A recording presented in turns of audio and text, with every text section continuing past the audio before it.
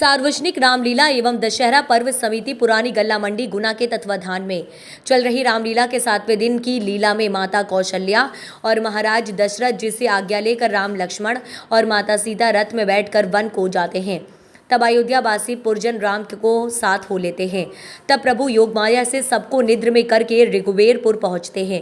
निषाद राज गुह भेंट लेकर राम जी का स्वागत करते हैं और कहते हैं कि जो राजमहल रहने वाले आज वन में कैसे रह पाएंगे, विधाता की गति जानी नहीं जाती। वनवास के दौरान जब श्री राम ने केवट से गंगा पार जाने के लिए नाव मांगी तो केवट कहता है, मैंने तुम्हारा मर्म जान लिया। तुम्हारे चरण कमलों की धूल में पत्थर को मनुष्य बना देने वाली कोई जड़ी है। वह कहता है, पहले पांव धुलवाओ फिर नाव पर चढ़वाऊंगा। अयोध्या के राजकुमार श्री राम केवट जैसे सम्मानजन का निहोरा करते हैं और कहते हैं, जिससे तुम्हारी नाव को हानि ना पहुंचे वैसा ही कीजिए और शीघ्र ही हमें गंगा के पार कीजिए। तब केवट ने प्रभु श्री राम के चरण पखारे और नाव में बैठाकर गंगा पार किए। केवट प्रभु श्री राम का अन्य भक्त है। केवट ने प्रभु श्री राम को वनवास के दौरान माता सीता और लक्ष्मण के साथ अपनी नाव में बिठाकर गंगा पार करवाया। जब केवट ने भगवान राम के गांव पखारे तब देवता भी केवट के भाग्य की सराहना करने लगे। इसके बाद महाराज दशरथ राम राम कहकर राम जी के वियोग में प्राण त्याग दिए। दशरथ मरण की लीला का मंचन किया गया। उसी वक्त मुझसे कहा है, राजन तुम मेरा एक काम कर दो, यहाँ से कुछ दूर पर मेरे अंधे माँ बाप मेरी प्रतीक्षा में बैठे हुए हैं, तो तुम उनको एक घड़ा ले जाकर और उनको जल पिलाकर उनकी प्यास को बुझा देना। बस इतने शब्द कहकर मैं प्राणांत हो गया और वहीं पर मर गया।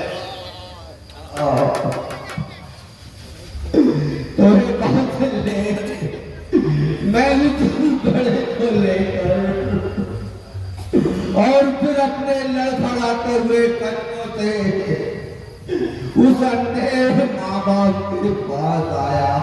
उसने एक बात और कही कि हे राजन, जब तक मैं जल न पीले तब तक तुम्हें वृतांत और अपना परिचय उनको मत देना। परंतु वहां क्या होता, मैं तो अपने पुत्रों की कष्टों की आज तक जानते थे। तो मैंने उनसे कहा कुछ नहीं, और जैसे ही जल दिलवाने की कोशिश की तो भाई कहते हैं, भाई तुम हमारे पुत्र तो नहीं हो, हमारा पुत्र कहाँ है और तुम कौन हो? जब तक तुम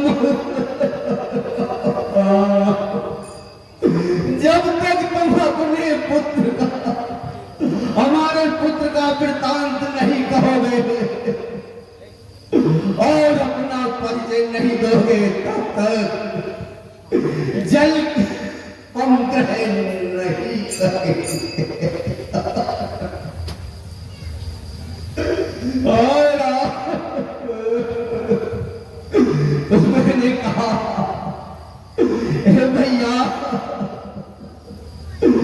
तुम्हारा पुत्र तो दावत है दावती, मैं सिरवन नाई तत्गत वह तो गुणभागी परमारता, मैं एक अभागा स्वागत सरयू तट पर मरो, वह मेरे ही लोग अपना ही पैर कुल्हाड़ के कट गया, काट के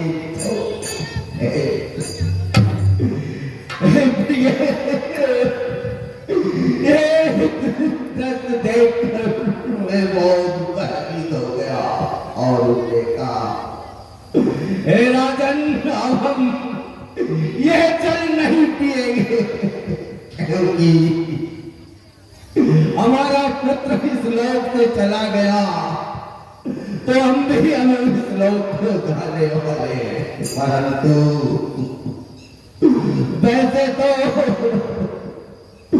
जिस हवा जो हवा तुम्हारी शरीर से लगकर आ रही है, उस हवा में हम श्वास लेना भी पसंद नहीं करते। परंतु हम दोनों अंधे हैं, लाचार हैं। हम तुमसे बार बार विनती कर कहते हैं कि हे राजन,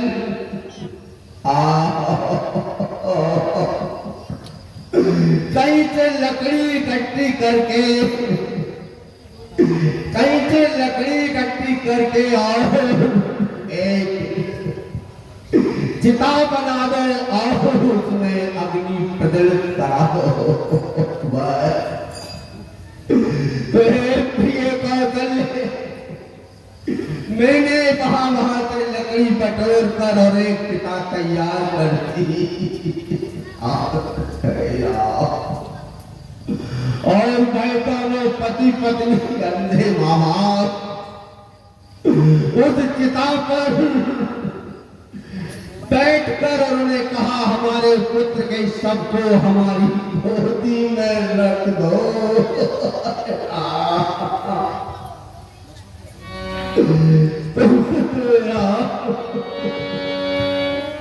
तो जैसा उनने कहा वैसा ही मैंने किया।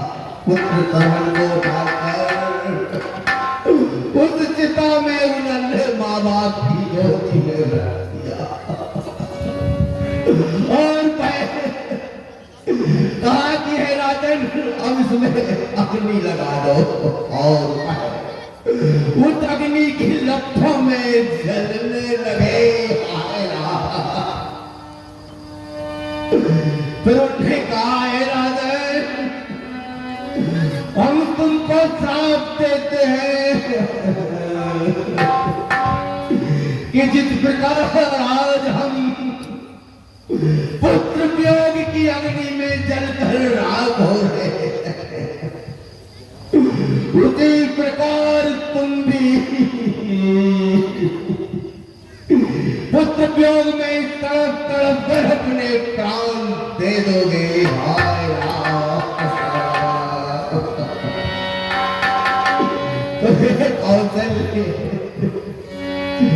कौशल्य, यह श्राप मुझको उस समय तो अच्छा लगा क्योंकि मैं पुत्रहीन था। मैंने कहा इस श्राप से कम मेरे घर में एक पुत्र रत्न की प्राप्ति तो होगी। परंतु ऐसा नहीं था कि मैं श्राप कितना कर पाएगा। इसलिए कौशल्य, वही श्राप आज पूरा होता,